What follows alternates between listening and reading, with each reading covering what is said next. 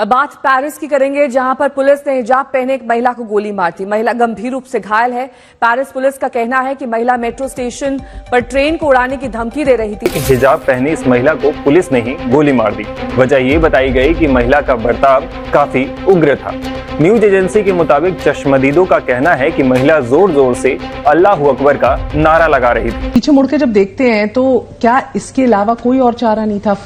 नहीं, उस वक्त कोई नहीं था। देखिए, उस वक्त सिचुएशन इतनी फैल गई थी और एक्सप्लोसिव हो गई थी, अगर आपको याद होगा। एंड इसको अप्रिशिएट भी किया जाना चाहिए, लेकिन पाकिस्तान को सोचना है भाई कि असा की करना है। असा इंज ही खेडदियां खुड़दियां रहना है। असा ही गल्लां करनियां ने कि जुल्म हो गया, फलान हो गया, टमकान हो गया, इधर हो गया, उधर हो गया। So this is what I think we need to do. क्या नोएडा गोल्फ कोर्स के मेंबर बन गए आप? अरे ऐसी कौन सी बड़ी बात है? मुसलमान, it's not a big thing. जो जिस घर में पैदा होता है वो हो जाता है इसमें। पर पाकिस्तान में आपको एक्चुअली ये समझाया गया कि मुसलमान होना बहुत बड़ी बात है। तुम मुसलमान पैदा हुए बेटा, तुमने कद्दू में बहुत बड़ा तीर मार दिया, तुम बहुत तीसमार खान बन गए क्योंकि तुम मुसलमान पैदा हो गए। ऐसे थोड़ा ना होता है, ये तो बेवकूफी की बातें हैं। ये तो कोई भी, अगर देखिए, इंसान आस्था से बड़ा होता है। मैं हिंदू हूं, अगर मुझे अपने हिंदू होने में, अपने हिंदुत्व अगर मुझे आस्था है, वो मुझे बड़ा बनाती है। हिंदू घर में पैदा होना बड़ी बात नहीं। इस्लामिक जिहाद का मिस फायर हुआ है और उन्होंने उनकी कम्युनिकेशन भी जो है इस्लामिक जिहाद की, वो भी रिलीज की है, जिसमें वो मिस फायर को एडमिट कर रही है। तो इस वक्त वेस्टर्न मीडिया इसको ब्लेम गेम का नाम दे रहा है। फिर भी जो कुछ भी हो रहा है इंसानियत के खिलाफ हो रहा है। इनोसेंट लोग मारे जा रहे हैं। अभी तक हम बेवकूफ बनते रहे इन ऐसी सोच की वजह से। जब हम इंडिया का नाम सुनते हैं यहाँ पर जज्बाती हो जाते हैं कि भाई तबाह कर देंगे। पॉलिटिशियन भी कहते हैं हम आपको जंग जिता देंगे, आप हमें वोट दो। जय हिंद दोस्तों, कल की ही न्यूज़ है।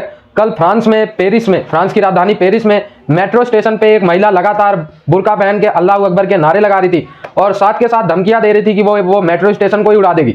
अब दोस्तों, लोग वहां पे अफरा तफरी मच गई लोगों के बीच में। उन्होंने पुलिस हेल्पलाइन पे कॉल किया और पुलिस तुरंत आते ही स्टॉप कराने की कोशिश करती है कि ये धमकियां देना बंद करे, वो महिला अल्लाह अकबर नारे लगाना बंद करे, लेकिन वो बंद नहीं करती है और पुलिस उसको वहीं पे एलिमिनेट कर देती है। अब दोस्तों, इसको लेके पूरी दुनिया में हंगामा मचा हुआ है कि फ्रांस पुलिस ने ऐसा एलिमिनेट डायरेक्ट क्यों कर दिया। लेकिन दोस्तों, लोग घबरा गए थे। पुलिस के कहने पे भी वो महिला नहीं रुक रही थी। बुर्का पहने हुआ था, उसका चेहरा नहीं दिख रहा था, लेकिन अल्लाह अकबर के नारे लगाए जा रहे थे। अब दोस्तों, एक तो फ्रांस ने लाखों की संख्या में शरणार्थियों को जगह दी अपनी देश में, जिन्होंने फ्रांस को जलाया वगैरह भी था बहुत अच्छे से। अब फ्रांस की ये स्थिति है, जैसे पहले भारत की बात करती थी ना 90s में, कहीं यहाँ धमाके कहीं वहाँ धमाके, वैसे फ्रांस में हो रही है। लोग बड़ा रीजन इस्लामिक रेडिकल जो घुसे हैं वहाँ पे लाखों की संख्या में, उसे बता रहे। और हमास भी कुछ ऐसा ही कर रहा है। वीडियोस बना बना के डाल रहा है हमास के आतंकवादी इजरायली, जिनको उन्होंने अपने कब्जे में लिया हुआ है। पाकिस्तान स्टडीज का ड्रामा बंद करिए आप सबसे पहले, ठीक है?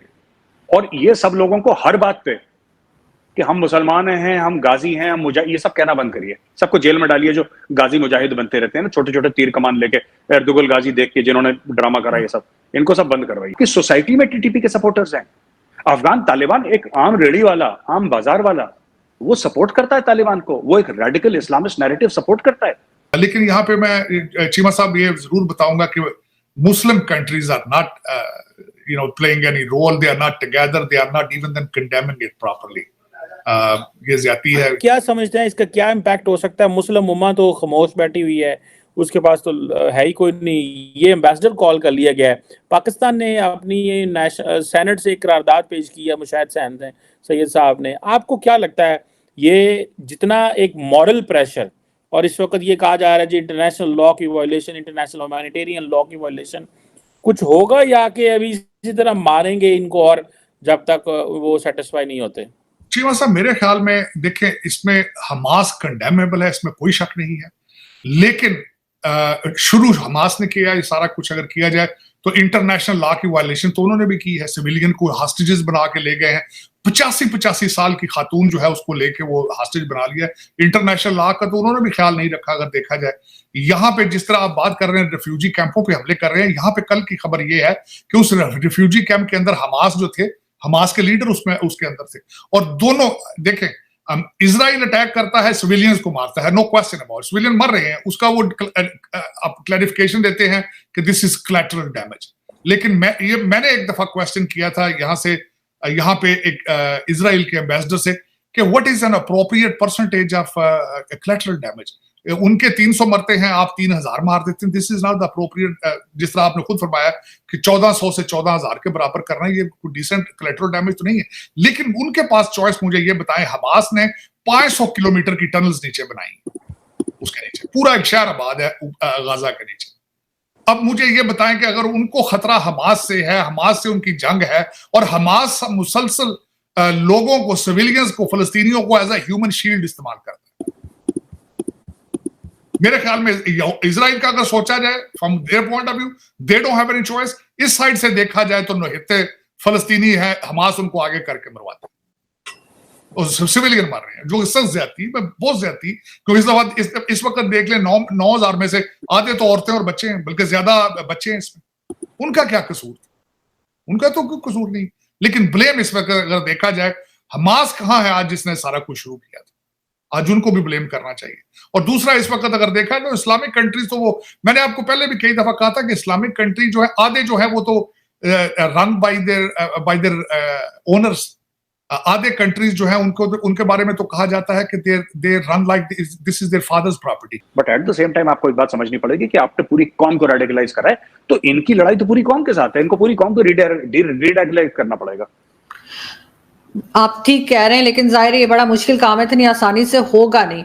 मगर खैर कोशिश की जा सकती है, मगर बहुत मुश्किल है, क्योंकि अभी रिसेंटली हमने देखा कि किस तरह से 2 चाइनीज जो थे उनको कराची में मार दिया गया, जो डेंटिस्ट थे। और उसके लिए भी पहले तो यही कहा गया कि जी कोई सिंधु देश के ऊपर बात हो गई कि जी उन्होंने कोई रिस्पॉन्सिबिलिटी ले ली उस ग्रुप ने, और उस ग्रुप के लिए भी कहा जाता है कि भारत से फंडेड है और भारत उनको सिखा रहा है अलग होने के लिए, ये बात की जाती है। आप कैसे देखते हैं इसको?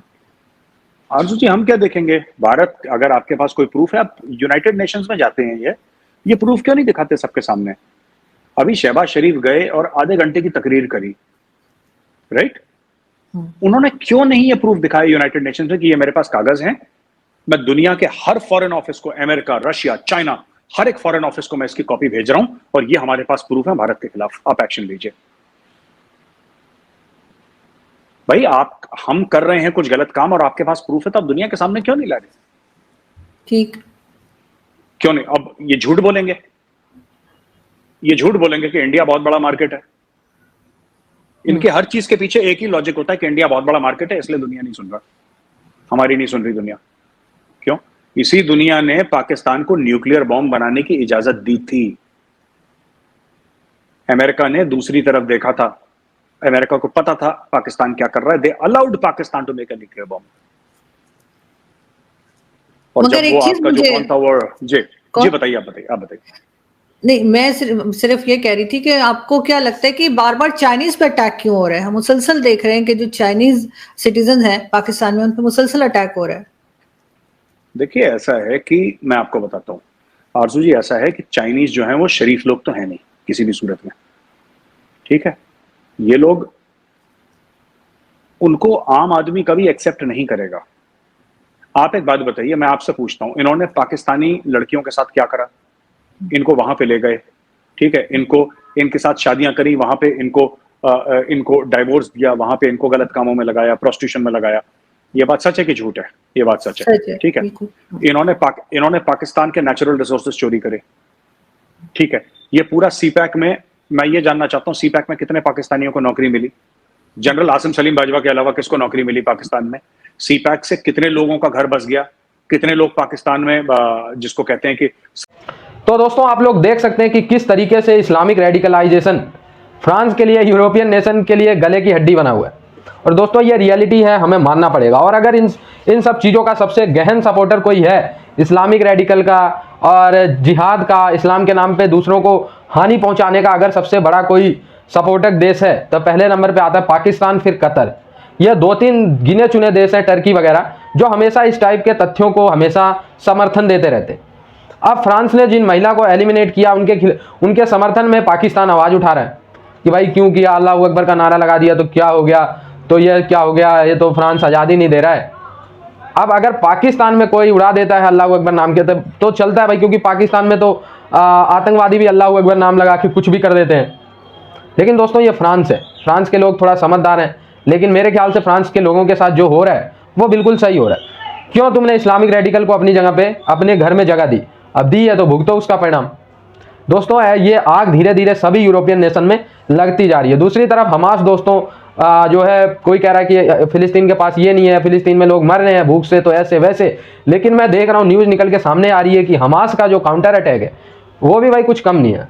इन द सेंस ये है कि इजराइल के बराबर नहीं है, इजराइल की टक्कर नहीं दे पा रहे, लेकिन इजराइल पे रॉकेट जरूर दाग रहे हैं। खाने के पैसे नहीं है, भूख से तड़प रहे हैं। ओ भाई कोई समझो यार, अगर खाने के पैसे नहीं है, भूख से तड़प रहे हैं, पानी से मर रहे हैं, पेट्रोल नहीं है, तो रॉकेट कहां से दाग रहे हैं इजराइल के ऊपर? मेरे को तो यही समझ नहीं आ रहा है पहली बात। तो दोस्तों कैसे इस्लाम के नाम पे पूरी दुनिया को एक आग में झोंका जा रहा है वो आप लोगों के सामने। फ्रांस का वाकया ले लो और हमास का वाकया ले लो। आई होप कुछ समझ आया हो आप लोगों को। जुड़े रहे ऐसी वीडियोस के लिए, तब तक के लिए धन्यवाद। जय हिंद।